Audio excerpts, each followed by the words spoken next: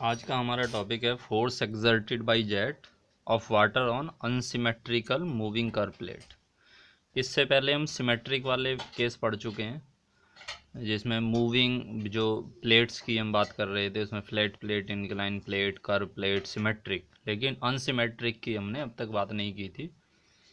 देखिएगा, ये जो केस है ये अनसिमेट्रिक का। अनसिमेट्रिक के केस में थोड़ा सा कॉम्प्लिकेटेड होता है, तो वेलोसिटीज़ कुछ ज़्यादा होती हैं। जैसे कि उसमें हमने सिर्फ हम relative velocity, velocity of jet, velocity of veins तक ही लिमिटेड थे, उससे अलग हमारी कोई वेलोसिटीज़ नहीं थी। देखिएगा, इसमें force exerted by jet of water on unsymmetrical moving curve plate. इस केस में हमें क्या होता है, जो देखिएगा, जो ये हमारी जेट है, माना जेट जो किस वेलोसिटी से, ये इधर से जो ठीक है, तो जेट की वेलोसिटी कुछ अलग है और जो ब्लेड की अलग वेलोसिटी है, तो इनके बीच की जो रिलेटिव वेलोसिटी वो कुछ अलग होगी।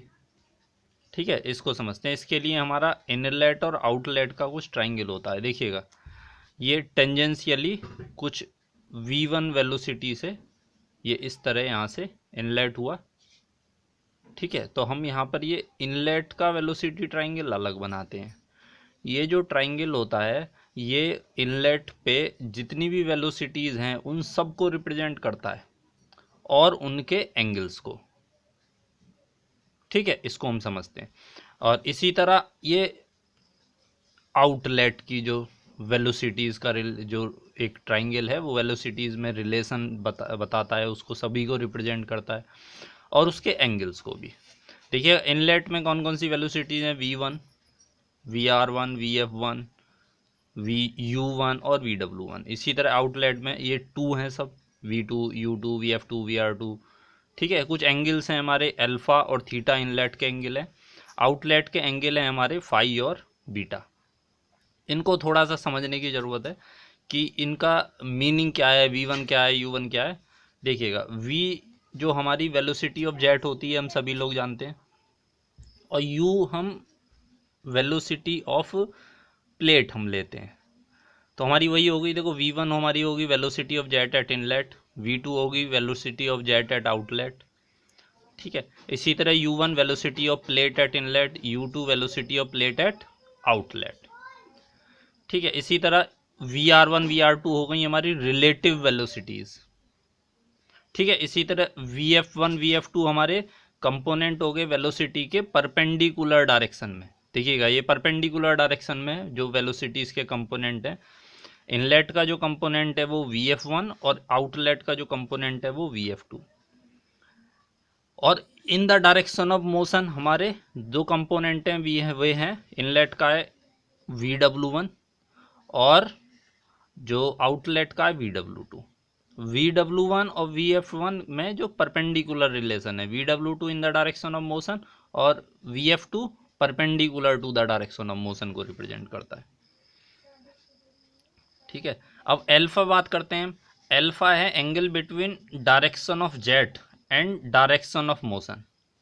Between the direction of jet and direction of motion of plate के बीच का जो एंगल है वो एल्फा है। बीटा एंगल जो है बिटवीन वेलोसिटी v2, एल्फा और बीटा। देखो, एल्फा जो है वो इनलेट का एंगल है और बीटा जो है आउटलेट का है।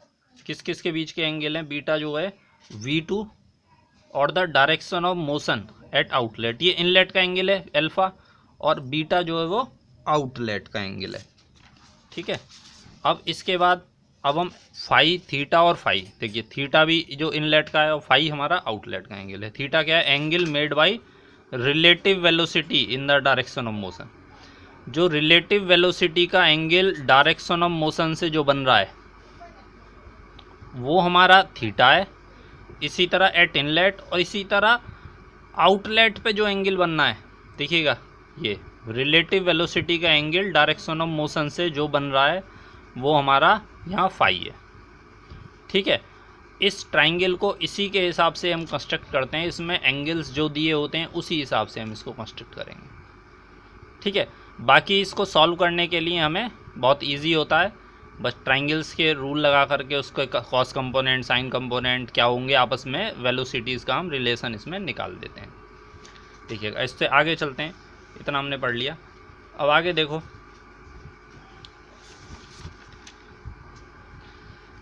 इसमें केस है अगर हमारे वेन हमें स्मूथ दिए हुए हैं, if the when is smooth, हमारे जो प्लेट्स होते हैं ना, प्लेट्स इन टरबाइन के अंदर एज ए वेन हम बोलते हैं कि ये वेन है, कि उसके ब्लेड्स हैं टरबाइन के। उस केस में हमारे क्या होता है, U1 U2 बराबर होते हैं दोनों, U1 it is equal to U2, तो हमने उसको सेम U ले लिया, और सेम साथ ही रिलेटिव वेलोसिटीज़ भी बराबर होती हैं। VR1 it is equal to VR2, पहला जब हमारे स्मूथ होगा, हमारा वेन्स जो स्मूथ होंगे। अब हम कहें कि भाई मास स्ट्राइकिंग ऑन वेन पर सेकेंड कितना, इनलेट से स्ट्राइक करेगा ना, तो कितना होगा, रो ए इंटू वेलोसिटी, वेलोसिटी कौन सी, रिलेटिव वेलोसिटी, क्या होगा, रो ए इंटू VR1, ये मास होगा हमारा।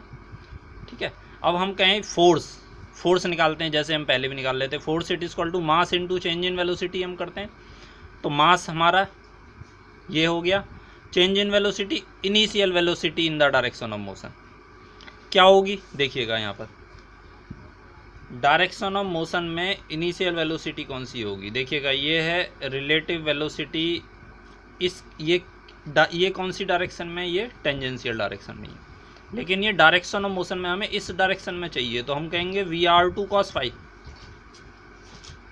अगर हम आउटलेट की बात करते हैं। अब हम इनलेट की बात करते हैं, तो डायरेक्शन ऑफ मोशन है ये, रिलेटिव वेलोसिटी ये रही, तो ये क्या हुई, VR1 cos थीटा, ये किसको रिप्रेजेंट कर रही है, CD को, VR1 cos थीटा किसको रिप्रेजेंट कर रही है, CD को। अगर हम CD निकालते हैं तो ये टोटल VW1, ये U1, तो हम लिख सकते हैं W1 माइनस U1, सेम हमने किया।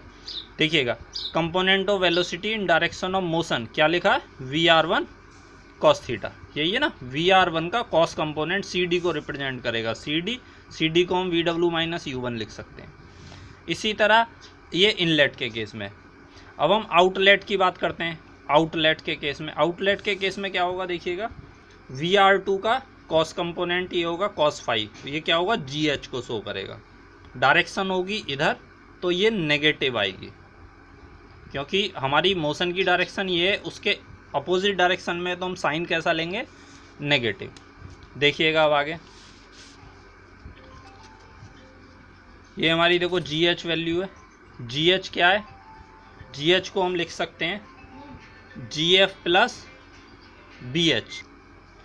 देखिएगा, इसको हम सॉल्व करते हैं तो क्या होता है, माइनस GH को करेंगे, देखिए GH क्या होगा, U2 और VW2 माइनस साइन के साथ, देखो U2 प्लस VW2 कैसा, माइनस। अब FX it equal to mass into change in velocity, यहाँ पुट कर दी है वैल्यू, तो हमारा FX की वैल्यू आ गई रो a VR1 VW1 minus VW2। ठीक है, अब इसमें जो प्लस माइनस का जो साइन चक्कर है, जो हमारी वेलोसिटी ये VW2 का मान कब प्लस होगा कब माइनस होगा वो हम देखिएगा। VW2 देखिए, ये जो एंगल है, ये हमारी जो एक्सिस से जो एंगल बनाता है, अगर ये एंगल 90 या 90 से कम होता है तो ये इधर रहता है, नेगेटिव आता है। अगर ये 90 से ऊपर हो जाता है तो ये पॉजिटिव आता है। हम कहेंगे देखिए, अगर बीटा हमारा एक्यूट है तो हमारा ये आएगा रो a VR1 VW1 minus VW2। अब हम कहें बीटा हमारा अगर 90 डिग्री है, बीटा 90 जब भी होता है, जब बीटा की वैल्यू अगर 90 होगी तो VW2 हमारा नहीं होगा, F और H दोनों एक ही पॉइंट पे होंगे, तो VW2 का मान हमारा 0 होगा। ठीक है, तो VW2 हमारा 0 हो जाएगा। जब बीटा हमारा ग्रेटर देन 90 है तो हमारी जो वैल्यू है VW2 की वो नेगेटिव होगी, और फार्मूला FX का होगा रो a VR1 VW1 plus VW2। तो हम FX की वैल्यू को इन जनरल हम प्लस माइनस साइन के साथ लिखते हैं, FX it is equal to rho a VR1 VW1 plus minus VW2। ठीक है, वर्क डन पर सेकेंड की बात करते हैं, तो वर्क डन क्या होता है, सबसे पहले फोर्स इंटू डिस्टेंस पर सेकेंड, डिस्टेंस पर सेकेंड हम वेलोसिटी बोल सकते हैं। तो हम ये फोर्स जो आया हमारा, फोर्स में क्या वेलोसिटी की गुणा कर देंगे, सिंपली वेलोसिटी किसकी, जो प्लेट की वेलोसिटी है उसमें गुणा कर देंगे तो हमारा वर्क डन आ जाएगा, वर्क डन पर सेकेंड। अगर हम कहीं वर्क डन पर सेकेंड पर यूनिट वेट, तो वेट की डिवाइड कर देंगे, वेट से भी डिवाइड कर देंगे उसको। वेट कितना है, rho A V R 1 into G, mass into gravity, तो इससे डिवाइड करेंगे, फार्मूला एफ जो बनेगा work done 1/g VW1 plus minus VW2। ठीक है, ये हमारा बनेगा work done per unit weight. ठीक है, अब पर यूनिट मास की बात करते हैं तो जी हट जाएगा इसमें, VW1 plus minus VW2 per unit mass. तो इस तरीके से हम इसको समझ सकते हैं। इस पे बेस्ड जो न्यूमेरिकल को भी इसी तरीके से हमें करना है कि वर्क डन निकालना है, कुछ अगर एफिशिएंसी भी निकालनी है तो वो भी निकाल सकते हैं। वर्क डन को काइनेटिक एनर्जी से डिवाइड कर देंगे तो एफिशिएंसी आ जाएगी। अगर हम एफिशिएंसी की बात करते हैं तो क्या होगा, work done divide by kinetic energy, kinetic energy निकलेगी 1/2 mv² से। ठीक है, तो एफिशिएंसी भी हम यहाँ निकाल सकते हैं।